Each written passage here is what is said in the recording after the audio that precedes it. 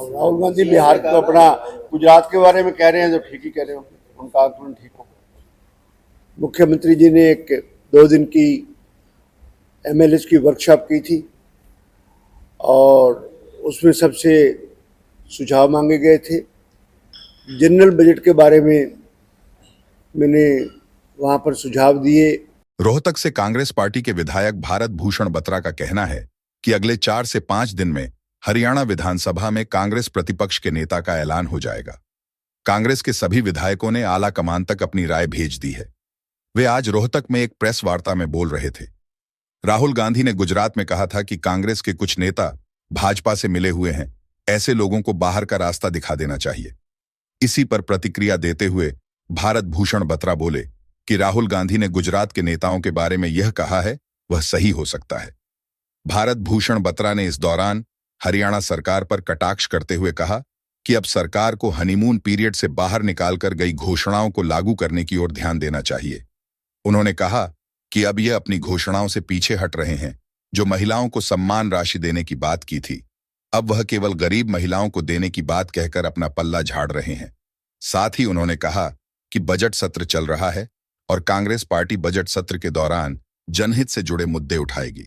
साथ ही उन्होंने कहा कि मौजूदा सरकार के हालात का इसी बात से अंदाजा लगाया जा सकता है कि सरकार अपना खर्च कर्ज लेकर चला रही है और हर साल प्रदेश पर कर्ज बढ़ता जा रहा है। अब हमें आश्वासन मिला है, वहाँ से हम मिले थे 1-to-1 जिस तरह बात कर रहे हैं, 1-to-1 मीटिंग भी हमारी हुई है। नए प्रभारी आ गए हैं, उन्होंने इंश्योर किया था कि हम मतलब कह रहे कि 7 तारीख तक तो नहीं हो सकते और उसके 5-7 दिन के गैप के अंदर हम LOP डिक्लेयर। क्या हुड्डा साहब के अलावा किसी और के नाम पर भी चर्चा होगी? ये पार्टी का मुद्दा है। तो राहुल गांधी ने ये कहा है जी, जो कांग्रेस के कार्यकर्ता है वह आधे बीजेपी से मिले हुए हैं, क्या आप ऐसा मानते हैं?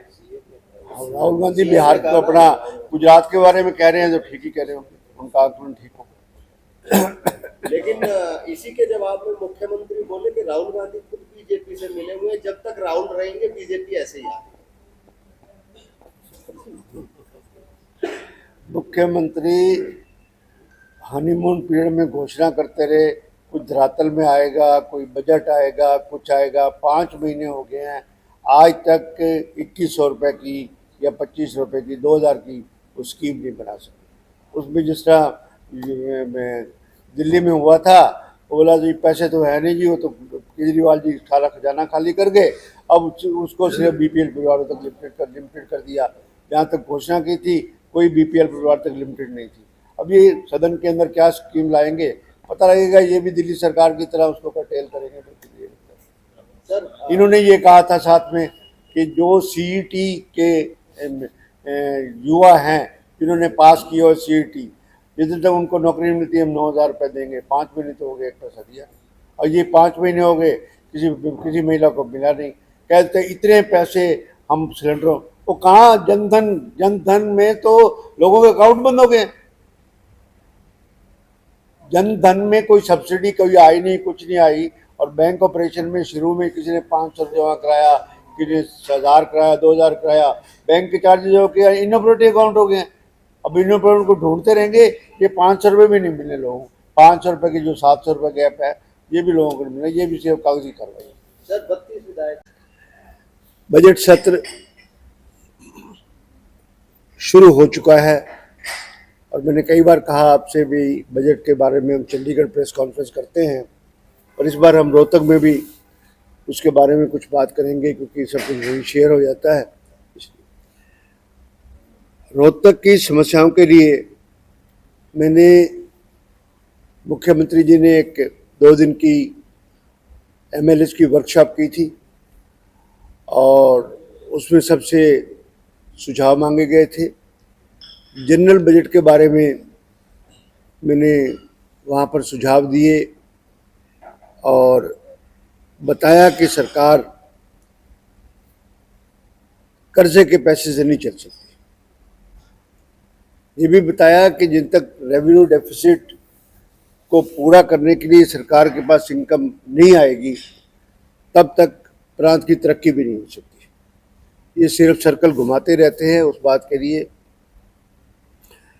जिस प्रांत के अंदर, जिस प्रदेश के अंदर रेवेन्यू डेफिसिट को, वित्तीय घाटा जिसको कहते हैं, उसका थोड़ा सा समझा दूं कि कैसे जैसे सरकार के खर्च होते हैं, उन खर्चों को, सरकार की इनकम से वो खर्च ज़्यादा है, उनको पूरा करने के लिए भी सरकार कर्जे का सहारा लेती है, वो कर्जे से पूरे होते हैं। और आए साल जो पहले का कर्जा है उससे फालतू का कर्जा ले लिया जाता है, और जो कर्जे का अमाउंट है वो रेवेन्यू डेफिसिट पूरा करने में और पुराने कर्जे के भुगतान में चला जाता है, चाहे वो प्रिंसिपल हो और चाहे वो इंटरेस्ट हो। ये तो जनरल उसकी बात थी साहब यहाँ तक। और